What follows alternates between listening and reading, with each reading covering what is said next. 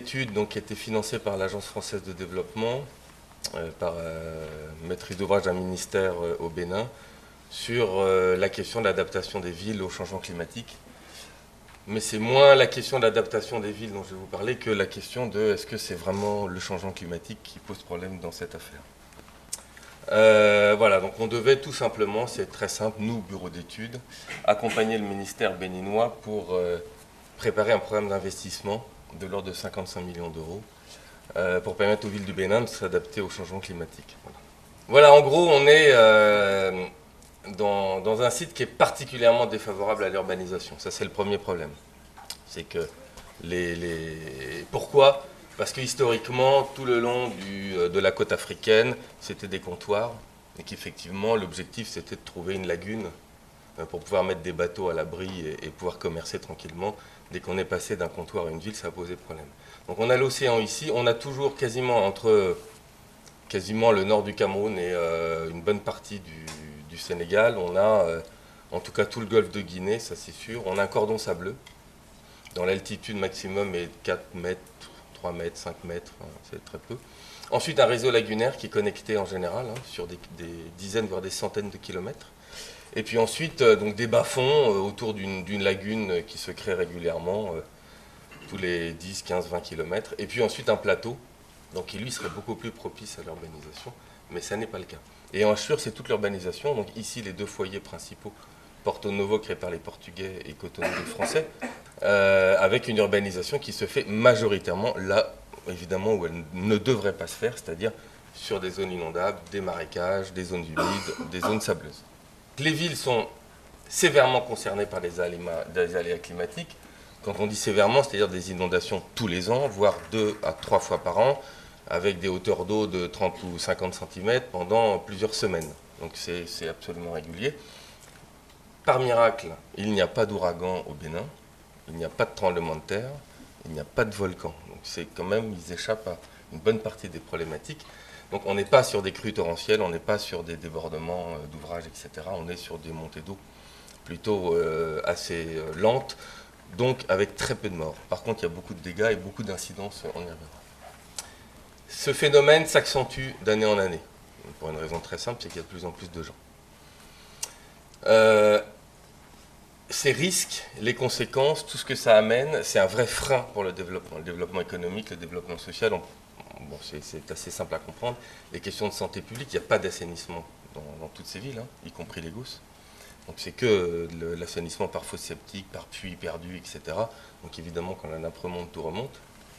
Des destructions de biens publics et privés, il y en a quand même beaucoup. La ville peut être paralysée pendant des jours et des jours, ou des morceaux de voirie, et des quartiers, etc. Et puis une certaine forme d'exaspération qu'on peut comprendre de la part des populations. Donc c'est un vrai sujet qui modèle l'ensemble des politiques publiques. Quatrième élément, il n'y a pas de solution technique qui réglerait le problème. Enfin, il y en a peut-être, mais à des prix qui sont alors là juste inimaginables. En tout cas, on n'a pas encore trouvé de solution qui mettrait à l'abri ces villes. Donc de toute façon, il va falloir qu'elles vivent avec.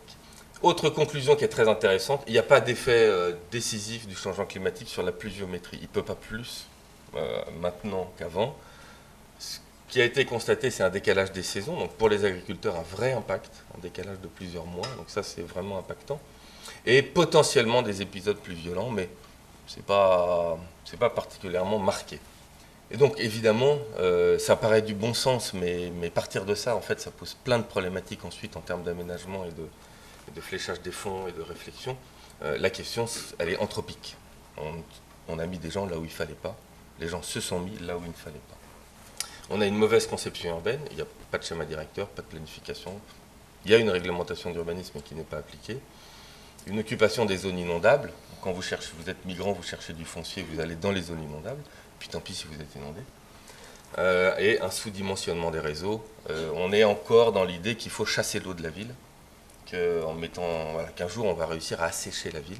C'est ce qu'on a dit à Lagos par exemple, ce qui est complètement délirant, vraiment, comme idée. On ne pourra jamais chasser l'eau de la ville. Voilà, donc on part, nous, de notre étude sur cette base-là. On connaissait Cotonou par ailleurs depuis très longtemps, donc on n'était pas étonnés, mais donc on a comme mission de faire finalement des projets de protection et d'adaptation au changement climatique. Et en fait, on se retrouve à faire, essayant de réformer des politiques publiques pour essayer de faire marcher les choses ensemble. Voilà juste les résultats, une des cartes de résultats de l'étude. C'est donc un bout de Cotonou, c'est le centre-ville. Là, on a ici le port, on a tous la zone économique, etc. Donc c'est quand même des zones très denses.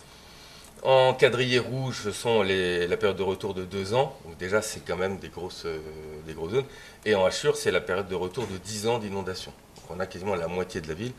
Et on n'a que 10 ans. Si on prend là 50 ans ou 100 ans, je pense qu'il n'y a plus de ville, en fait. Voilà, 2 chiffres, 250 habitants de plus chaque jour à Cotonou et 1200 de plus chaque jour à Lagos. Voilà. Alors ça, c'est de la petite animation, c'est les villes, l'occupation, la démographie en Afrique de l'Ouest en 1960. Chaque point, c'est 10 000 habitants. Puis là, c'est projection 2020. On a plein de problèmes qui se posent, on pourrait en reparler pendant des semaines, mais grosso modo, 2 éléments. D'abord, évidemment, la densification extrême est extrêmement rapide, et surtout la littoralisation de cette partie du monde, qui est probablement, alors c'est un vrai sujet, mais le seul moyen d'envisager l'avenir des pays de l'intérieur, c'est qu'en fait les populations vont migrer vers le littoral. Ça me paraît, je ne vois pas d'autres possibilités. Comment les accueillir, comment construire des villes durables, c'est des problématiques énormes.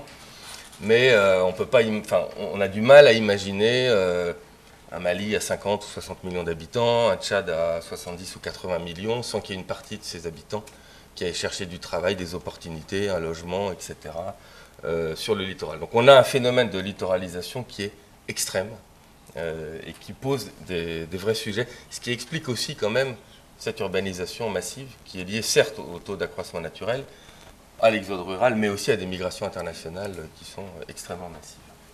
Ce qu'on a voulu dire au pouvoir public, c'est que cette question des inondations, il faut arrêter de parler d'inondations et d'ouvrages. Enfin, c'est pas le sujet, c'est un des sujets, mais c'est pas le sujet seul. Et qu'il y a 4 éléments qu'il faut avoir en tête. Un, c'est une question ancienne, c'est-à-dire on ne découvre pas qu'il y a des inondations. Il faut rappeler, et la question, moi j'aime bien quand on parle d'historique, de qu'est-ce qui s'est passé avant, de documenter ça, c'est extrêmement important. C'est une question globale, c'est-à-dire que là, quelqu'un, je ne sais plus qui, disait qu'il faut arrêter de travailler en silo, moi je crois que c'est toi, mais c'est évident, c'est vraiment évident. C'est une question primordiale, elle devrait être au sommet de l'agenda politique des politiques publiques. Il n'y a rien de plus important, rien. C'est-à-dire que c'est comme ça qu'on va gérer, c'est comme ça que des villes comme Amsterdam, Hanoï, Ho Chi Minh, toutes les villes lacustres ont été capables de durer parce que la gestion de l'eau est au sommet de la pyramide des questions politiques et sociales. Ce qui n'est absolument pas le cas au Bénin ou au Nigeria aujourd'hui. Et c'est une question de long terme, ce n'est pas un projet de l'AFD, même avec Groupe 8, qui va régler le problème. On peut peut-être au mieux amorcer la machine. Pour vous donner une idée des moyens, la ville de Cotonou, c'est 20 € par an et par habitant de budget. Pour des compétences qui sont à peu près équivalentes à celles des collectivités françaises. Voilà. Donc 20 € par an et par habitant, tout compris.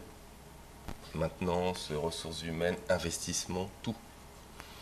Dakar est à 150 €, ce qui est déjà beaucoup mieux. Mexico est à 1000 et en France, la moyenne, c'est entre 3500 et 4000, quelque chose comme ça, si on ajoute les agglos et les communes. La ville de Semépodji, qui est juste à côté, c'est 2 €. Voilà. Qu'est-ce que vous voulez faire avec 2 € par an et par habitant? Rien. Donc, ils ne font rien. Voilà. C'est pas compliqué. Donc, ça n'est pas qu'une question de on ne veut pas, on ne sait pas, c'est qu'il y a une vraie question de moyens. Petite parenthèse, qui devrait être le sujet sur lequel on devrait travailler en termes d'aide au développement et pas sur la question des infrastructures. Tant qu'on n'a pas les moyens d'entretenir des infrastructures, si on en crée de nouvelles, on enfonce les villes parce qu'on les appauvrit, parce qu'en fait on leur donne à entretenir un patrimoine supplémentaire et après on va s'étonner 20 ans après que le canal est bouché, bah oui, mais on le savait avant. Voilà, fin de la parenthèse. Qu'est-ce qu'on a essayé de faire, nous, avec nos petits bras et nos petits moyens je termine, c'est très rapide. L'idée, c'est vraiment de proposer des projets intégrés, c'est-à-dire, effectivement, cet agent, il est là, il faut en profiter, il ne va pas résoudre toute la question, on peut peut-être commencer à envisager un certain nombre de démarches et de projets. On a trois éléments à mettre en compte. Hein. Le fait de rattraper, c'est-à-dire qu'il faut intervenir là où on est capable d'améliorer les choses, la situation actuelle. Tout n'est pas perdu. Et il y a des quartiers dans lesquels on ne peut pas intervenir parce qu'on sait qu'aujourd'hui on n'a pas les moyens d'avoir un impact direct sur la qualité de vie des populations. Donc en essayant de développer les infrastructures, les réseaux, etc. Il faut évidemment anticiper, c'est évident, mais comment faire renouveler le code de l'urbanisme, mettre des moyens en plus, si oui, lesquels? Comment justement essayer de toute cette notion d'éducation, d'information de la population sur les risques, sur le bénéfice qu'il y aurait à garder des zones humides, à garder des zones non urbanisées, à mieux construire, etc. Toute cette problématique-là est quand même une problématique essentielle. La question financière, c'est-à-dire que si on tire la pelote de laine, on arrive où? On arrive aux impôts, toujours. De toute façon, on arrive toujours aux impôts.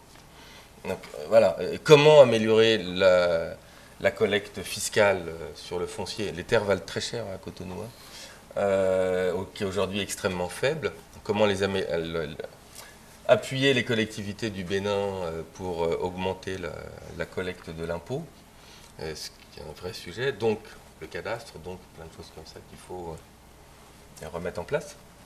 Et puis essayer de concevoir des projets, d'abord avec des gains à court terme, que la population puisse voir que rapidement les choses peuvent changer, mais aussi gains à court terme pour les élus.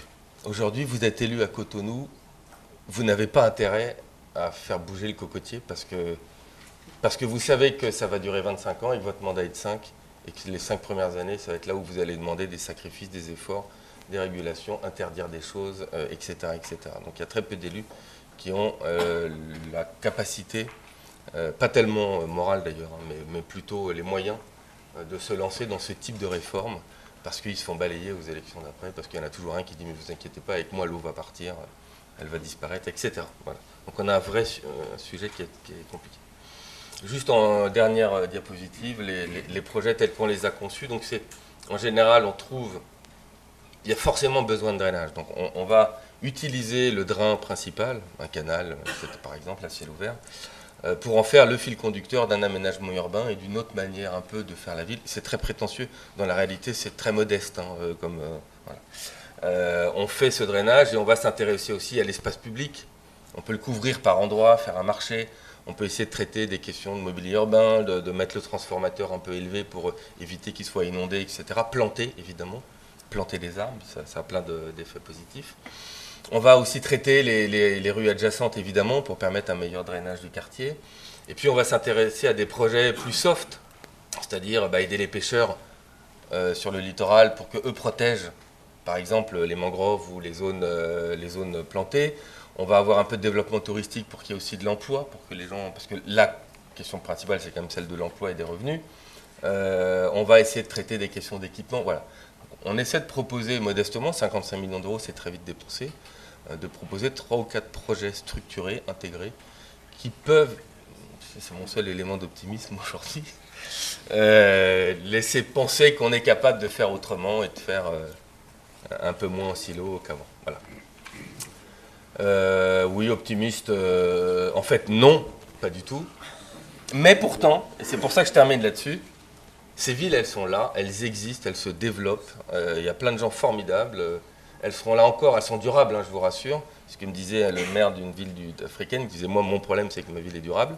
J'aimerais bien qu'elle ne le soit pas, qu'elle soit temporaire. Donc, dans 100 ans, les villes seront là. Elles n'auront pas changé. Personne n'aura déplacé ces villes. Ça me paraît pas possible. Et, et on y vivra, moi, je pense quand même mieux, parce qu'on trouvera des solutions locales. Donc, je suis toujours pessimiste quand je suis en France, mais dès que je vais sur place, je suis toujours optimiste. Voilà. Merci.